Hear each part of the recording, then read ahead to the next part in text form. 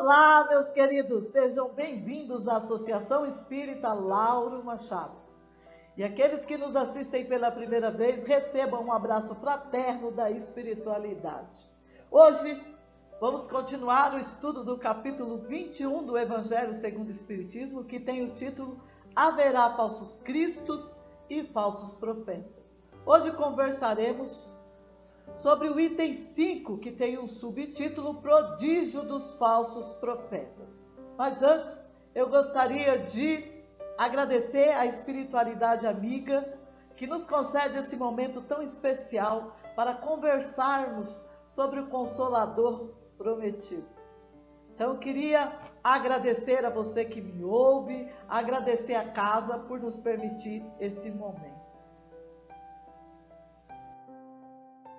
Quando começamos a leitura do item 5, já nos causa estranheza o título, porque ele vai unir numa mesma frase prodígios dos falsos profetas.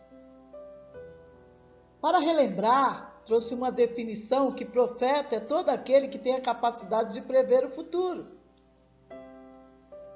Então, esses são chamados de profetas, segundo o dicionário da língua portuguesa. Entre os hebreus era um pouquinho mais, eu diria mais forte, porque era considerado porta-voz ou enviado de Deus. Era aquele que tinha a voz de Deus, portava a voz de Deus. É aquele que ouvia Deus e transmitia sua mensagem ao povo. E a Bíblia nos fala de vários profetas. Jeremias, Isaías, Elias, vários profetas. Quando a gente volta um pouquinho no texto, no item 4, ele vai falar sobre quem é o profeta e qual a missão desse profeta. Então ele vai dizer, olha, no sentido evangélico, a palavra profeta tem uma significação mais ampla. Então é maior, aplicando-se a todo enviado de Deus com a missão de instruir os homens e de lhes revelar as coisas ocultas ou os mistérios da vida espiritual. O profeta é um intermediário entre o mundo espiritual e o mundo material, ou seja, um médium. Como nós já sabemos, todos somos médios, em graus diferentes, em desenvolvimento diferentes, mas todos temos essa capacidade de comunicação com o mundo espiritual. Eu gosto muito dessa parte, porque qualquer pessoa que revela as coisas ocultas, os mistérios da vida espiritual, que instrui os homens sobre as coisas espirituais, é um profeta de Deus. Então, todas as vezes que nós falamos sobre o mundo espiritual, contamos histórias aos nossos filhos sobre o mundo espiritual, explicamos o mundo sobre o olhar espiritual, somos um profeta. Vai além de prever o futuro. Prever o futuro é apenas um dos atributos dos profetas. Mas não é necessariamente obrigatório prever o futuro. Mas quando nós estudamos o Evangelho segundo o Espiritismo, temos condições de prever. Eu posso falar para você, tudo passa. Está evoluindo sim, vai dar certo sim. O planeta está em transformação. Vamos deixar de ser um planeta de provas e expiações e se tornar um planeta de regeneração. Mas isso não é previsão do futuro. Jesus já disse isso. É fé, é conhecimento. Então, todos nós somos o profeta. Devemos anunciar as boas novas. Devemos anunciar o mundo espiritual. Devemos olhar e dizer, olha, não é só o mundo material, tem o mundo espiritual também. Esse é o nosso dever. Mas hoje, o codificador nos chama a atenção para falar do quê? Os falsos profetas. Que não sejamos nós. O codificador, quando ele nos chama para conversar a respeito dos falsos profetas, ele vai trazer para a gente a fala do nosso Mestre Jesus. Então, o primeiro parágrafo do item 5 é Jesus falando, no Sermão da Montanha. O apóstolo Mateus estava lá e ele começa dizendo assim, que Jesus, ao ver a multidão, teve compaixão dela, porque estava cansada e abatida, como ovelha sem pastor. Ovelha sem pastor não tem rumo, não sabe para onde ir, não chega aos melhores alimentos, não tem proteção, pode ser abatida a qualquer momento. E era assim que Jesus via aquela multidão. Mesmo depois dele ter dito, eu sou o bom pastor, Jesus olhou para a multidão e teve compaixão. E aí Jesus começa dizendo, olha, levantar-se-ão falsos cristos e falsos profetas, que farão grandes prodígios e coisas de espantar, a ponto de seduzirem os próprios escolhidos. Jesus percebera o quanto as pessoas estavam cansadas, inseguras, sentindo-se fracas e frágeis. Procuravam parar-se em alguém. Jesus olhava e falava assim, olha, vocês estão no planeta de provas e expiações, cansados, fracos. E eu não estou falando de um cansaço, de uma fraqueza só do corpo, eu estou falando espiritual. Outra coisa que me chama a atenção é quando ele fala que vai seduzir os escolhidos.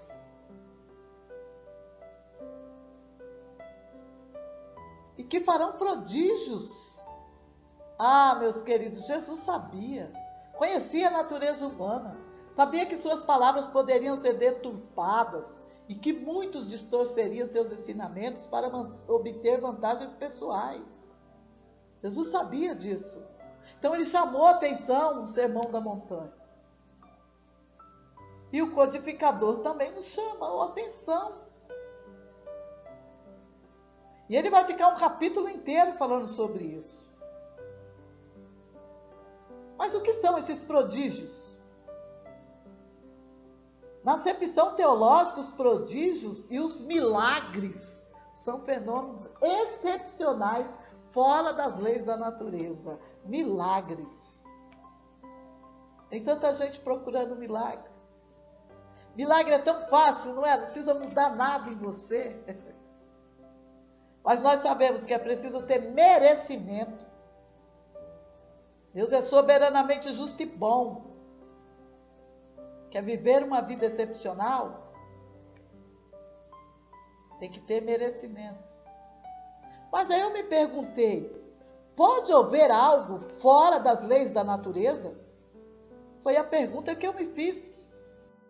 E eu encontrei a resposta no Livro dos Espíritos, questão 617, onde ele vai dizer, lei natural.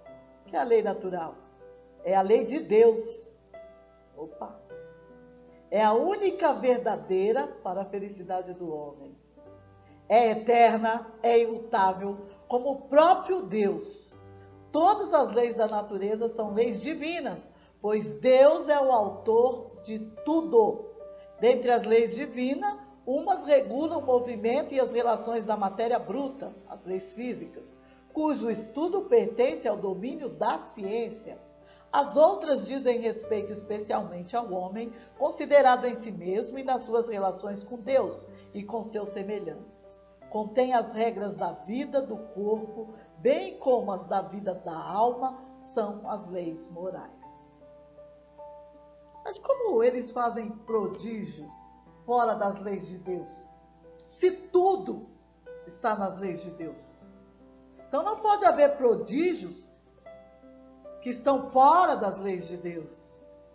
Mas aí, no texto, ele continua dizendo para a gente, sendo estas, ou seja, sendo essas leis naturais, exclusivamente obra de Deus, pode ele, sem dúvida, derrogá-las, se lhe apraz. Se Deus quiser mudar a lei que ele criou, ele pode. Ele continua, olha, mas o simples bom senso, porém, diz que não é possível haja ele dado a seres inferiores e perversos um poder igual ao seu, nem ainda menos o direito de desfazer o que ele tenha feito. Então, nenhum profeta pode desfazer as leis de Deus. Então, não existe prodígios que esteja fora da lei de Deus. E aí vai nos confundindo, mas essa confusão ela é proposital, para que a gente chegue a uma resposta a isso. Então não existe prodígios fora da lei de Deus. As leis de Deus elas são imutáveis. Só Deus pode mudar, mais ninguém. E Ele não deu a ninguém este poder de mudar o que Ele criou, as suas leis naturais. E Allan Kardec continua nos dizendo, olha, semelhante princípio não pode Jesus ter consagrado. Jesus não ia falar que existe um princípio onde profetas poderiam não cumprir as leis naturais. Se, portanto, de acordo com o sentido que se atribui a essas palavras, o espírito do mal tem o poder de fazer prodígios tais que os próprios escolhidos se deixariam enganar. O resultado seria que, podendo fazer o que Deus faz, os prodígios e os milagres não são privilégio exclusivo dos enviados de Deus e nada provam, pois que nada distingue os milagres dos santos dos milagres dos espíritos menos evoluídos. Necessário, então, se tornar a procurar um sentido mais racional para aquelas palavras. O codificador chama a atenção. Falsos profetas, profetas verdadeiros, espíritos evoluídos, espíritos menos evoluídos, podem fazer prodígios ou aquilo que nós chamamos de milagres? Ele vai dizer, pode, mas isso não prova nada. Não prova que é um profeta escolhido por Deus. E aí ele fala, olha, é necessário então se tornar a procurar um sentido mais racional para aquelas palavras. E aí você vai me perguntar, como assim? Eu falo, está na literatura espírita. No livro Aconteceu na Casa Espírita, psicografado pelo médium Emmanuel através do Espírito Nora, a maioria de nós já lemos, né? É um puxão de orelha, conta várias histórias do que acontece dentro de uma casa espírita, né? E aí a gente fica assim, olha, vamos orar pela casa, olha, prece em favor da Casa Lauro Machado. O que vai acontecer lá? Ele narra uma parte onde há uma invasão da espiritualidade inferior a uma casa espírita. E esses espíritos inferiores vão atacar ali todos os pontos fracos dos médios que ali estavam. E para além da crítica, não estamos aqui para criticar médios de casa espírita, só estamos contando o que aconteceu, uma parte. Existia uma médium passista, que ela era muito vaidosa. E aí é lógico, tem que te atacar no seu ponto fraco. Às vezes nem nós sabemos o nosso ponto fraco, mas os espíritos inferiores percebem rapidinho. Nossos amigos também, viu? Se você não sabe, é só perguntar aos seus amigos que eles te falam. Então, o que acontece? Eles vão atacar esse ponto fraco. E essa médium passista, vaidosa, eles perceberam isso. E aí eles começam o ataque. O livro nos fala que chegou uma senhora toda corcunda, que quase não conseguia andar direito, cheia de dores. Eram os obsessores que pesavam nela e ela já estava corcunda. Quando eles perceberam isso, eles vão até o chefe dos obsessores desta senhora e começa uma conversa de chefe para chefe. Ela tinha tanto obsessor que tinha até um chefe. E aí eles fazem uma troca. pedindo para que eles se afastem. E depois de muita conversa lá no livro, eles fazem um acordo, uma troca de 6 meses. Quando esta senhora senta para tomar o passe dessa médium, ela faz o passe. E como milagre, a mulher que estava corcunda, com dor, pesarosa, sara. Milagre! E essa mulher se levanta e agradece a médium. E aí, a história continua. E aí você fala assim, ó, foi um milagre? Foi um prodígio? E a gente vai ver no livro que essa médium vai ficar famosa. E quando alguém tenta falar, olha, o trabalho não é seu não, é da espiritualidade. O trabalho não é meu, é da espiritualidade. Ela se sente perseguida, que as pessoas estão tendo inveja. Então, olha só, houve um milagre. Mas só isso não prova nada. Então, pode acontecer? Pode sim. Eles fizeram um acordo e todos se retiraram. E se vocês quiserem saber a história final e perceber o quanto Deus é maravilhoso e como a espiritualidade superior e amiga protege uma casa espírita, apesar das falhas nossas, dos médios que somos falhos, eu aconselho a leitura do livro Aconteceu na Casa Espírita. É uma leitura muito gostosa. Leia. Principalmente quem é trabalhador da Casa Espírita, né? Devemos ler. Então ele vai dizer, ó, é necessário se procurar um sentido mais racional. Milagres não é privilégio exclusivo dos enviados de Deus. Eles não provam nada. E ele está dando puxão de orelha mesmo. E o codificador começa a nos explicar racionalmente. Ele vai dizer, aos olhos do povo, todo fenômeno cuja causa é desconhecida passa por sobrenatural, maravilhoso, miraculoso. Uma vez encontrada a causa, reconhece que o fenômeno, por muito extraordinário que pareça, mas não é do que a aplicação de uma lei da natureza. Não está fora da lei da natureza. O que nos falta é conhecimento. E aí ele fala assim, o círculo dos fatos sobrenaturais se restringe à medida que a ciência se alarga. Então a ciência vai explicar o que está acontecendo. Hoje, a gente ainda não consegue mostrar o que aconteceu naquele centro espírita, que os obsessores foram tirados. Mas à medida que a ciência se alargar, isso será possível. Vamos começar a entender. A ciência está nos trazendo tanta novidade, multiverso. Né? Um mundo que era pequenininho, agora ele é tão grande. E os espíritos já nos falavam, olha, há muito tempo.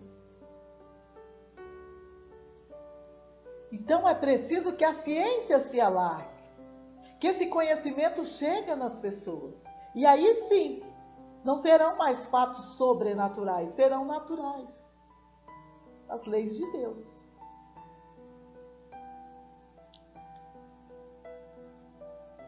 Na questão 617, continuando na parte A no Livro dos Espíritos, o codificador pergunta, é dado ao homem aprofundar umas e outras leis? O homem deve se aprofundar nas leis naturais? E a eles, os espíritos superiores respondem, sim. É dado ao homem aprofundar. Temos que nos aprofundar. Para poder entender, para não ser enganado. Só que ele fala assim, ó, mas uma só existência não lhe é suficiente para isso. Como podemos entender todas as leis naturais feitas por Deus nesse planeta em uma só existência? É muito pouco. Mas, conforme vamos reencarnando, pela misericórdia divina, vamos evoluindo intelectualmente e moralmente. E aí podemos entender essas leis. E aí vamos perceber que não há nada de extraordinário. Que Deus não deu a ninguém o direito de desfazer suas leis. Que as leis naturais são imutáveis, feitas por Deus. E ele continua nos explicando, dizendo: em todos os tempos, homens houve que exploraram em proveito de suas ambições, de seus interesses e do seu anseio de dominação, certos conhecimentos que possuíam, a fim de alcançarem o prestígio de um pseudo-poder sobre-humano ou de uma pretendida missão divina. São esses os falsos cristos e os falsos profetas. Ah, meus queridos, em nome de Deus, já fizeram tanta coisa, mas nós não estamos aqui para julgar. André Luiz, no livro Vivendo do Evangelho, no capítulo 257, ele vai dizer: existe aqueles que, em nome do Cristo, fazem toda espécie de promessas. Riqueza fácil, salvação eterna, curas impossíveis, casamentos perfeitos, prestígio na profissão, prosperidade material, felicidade garantida, negócios em alto, sucesso na vida, poder pessoal. E o nosso ego grita, né? Eu quero, eu quero, eu quero. Não é disso que Jesus falou.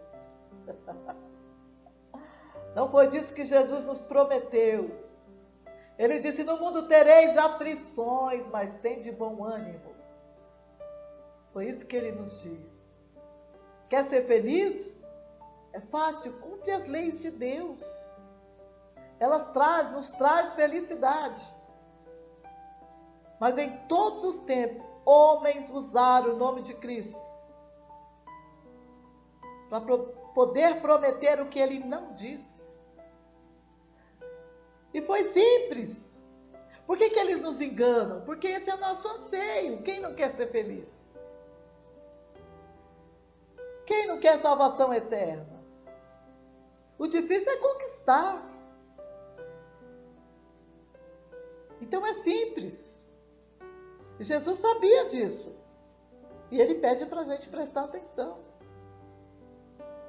Quantas vezes nós espíritas somos considerados falsos profetas, que fazemos interpretações errôneas dos ensinamentos de Jesus Cristo?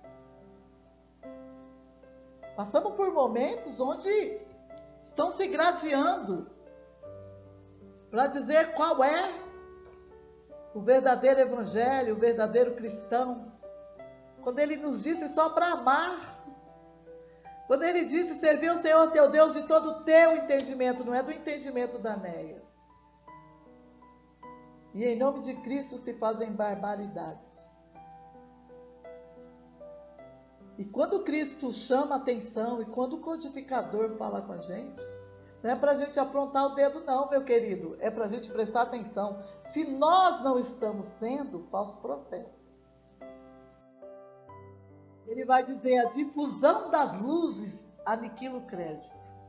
Onde resulta que o número deles diminui à proporção que os homens se esclarecem. Sabe como a gente faz para diminuir os falsos profetas?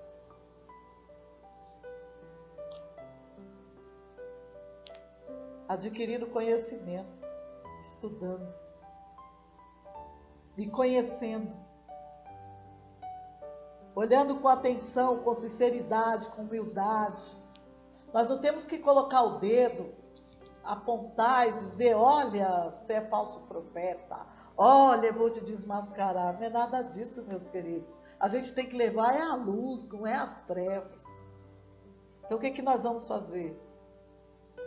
Nós vamos levar, vamos adquirir conhecimento e passar esse conhecimento. Jesus disse: conhecereis a verdade vos libertará. Então é assim, que a gente quer diminuir a proporção, o número de falsos profetas, que a gente não quer ser enganados. Porque foi Jesus quem disse que eles enganariam até mesmo os escolhidos. O que nós temos que fazer? Nós temos que estudar. Nós temos que adquirir conhecimento. Autoconhecimento, me conhecer. Eu preciso de atenção, de sinceridade, de humildade. É isso que eu tenho que fazer. Então temos que ser o quê? Luz, levar conhecimento, levar amor. É isso que Jesus nos pede. E no texto o codificador conclui. Conclusão. Ele vai dizer, olha, o fato de operar o que certas pessoas consideram prodígios não constitui, pois, sinal de uma missão divina, visto que pode resultar de conhecimento cuja aquisição está ao alcance de qualquer um, ou de faculdades orgânicas especiais, que o mais indigno não se ache inibido de possuir tanto quanto o mais digno. E aí ele nos diz, o verdadeiro profeta se reconhece por características mais sérias e exclusivamente de ordem moral. Meu querido, você pode fazer cair fogo do céu. Mas se você não tem reforma íntima, você pode enganar a muitos, mas nós não enganamos a Deus. E o problema de ser falso profeta, de enganar a muitos, é de foro íntimo. Quem vai dar conta a Deus é essa pessoa. Se nós somos falsos profetas, nós prestaremos conta a Ele. E aí eu chamei o Emmanuel para falar um pouquinho sobre isso, né? Não poderia faltar Emmanuel. Sabe que Emmanuel é muito bravo, né? E ele vai dizer assim, ó, no livro psicografado por Francisco Cândido Xavier, chamado Livro da Esperança, Emmanuel vai dizer, ó, forçoso distinguir sempre o exterior do conteúdo. Ele vai dizer, olha, tem que se esforçar para ver o lado de fora, mas ver o que tem dentro, o conteúdo. E ele vai dizer, ó, no exterior, do lado de fora, atende à informação e ao revestimento. Conteúdo, porém, é substância de vida. Então, o que você vê por fora, você vê um revestimento. Agora, o conteúdo mesmo é substância de vida. No exterior, em muitas ocasiões, afeta unicamente os olhos. O conteúdo alcança a reflexão. O exterior, a casa impressiona pelo feitio. O interior, contudo, é o que lhe decide o aproveitamento. Então, quando você vê uma casa, fala, nossa, que linda! Que casa maravilhosa! Mas é o interior que lhe decide o aproveitamento. E aí a gente tem que concordar porque tem muita gente em palácios, mas lá dentro, aquele palácio é muito inferior.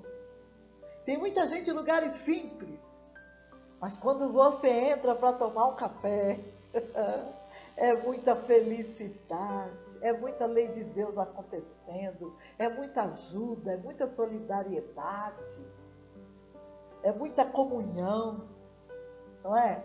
Nossa casa é tão simples, eu não sei vocês, mas quando eu chego na casa do Lauro Machado, o que tem dentro, é aproveitamento de vida com toda certeza.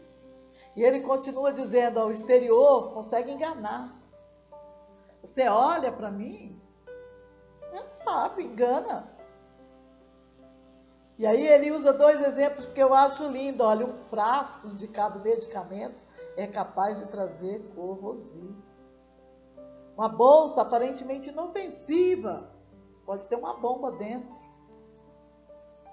Então Emmanuel nos chama a atenção para a gente olhar o conteúdo, o que tem dentro. E aí ele vai dizer, conteúdo, entretanto, fala por si. Quando se tem conteúdo, não precisa mostrar, a gente percebe. A gente sente, é vibracional. A essência disso ou daquilo é ou não é. Você olha para a pessoa, se você consegue ver o conteúdo que tem dentro, você sabe ou é ou não é. E na erraticidade não teremos o corpo para esconder. Lá a gente vai ver o conteúdo. Deus também, espiritualidade amiga superior, inferior também, quando nos olha, eles veem o conteúdo. Então que possamos a cada dia mais evoluir, a cada dia adquirir mais conteúdo, mais conhecimento, colocar em prática, para que possamos levar a luz e diminuir esses falsos profetas. E eu termino dizendo para vocês que toda vez que nós nos sentimos como ovelhas sem pastor, perdidos, sem rumo, sem proteção, eu queria vos lembrar que Jesus disse: eu sou o bom pastor. Então nós temos pastor sim. E esse pastor é o nosso irmão, o nosso mestre Jesus. E ele vai dizer para nós: olha, vinde a mim todos os que estáis cansados e oprimidos, que eu hei de aliviar-vos. Tomai sobre vós o meu jugo e aprendei de mim, porque eu sou manso e humilde de coração, e encontrarei descanso para o vosso espírito. Pois o meu jugo é suave e o meu fardo é leve. Então temos pastores, não precisamos de falsos profetas. Fique com Deus. Até a próxima.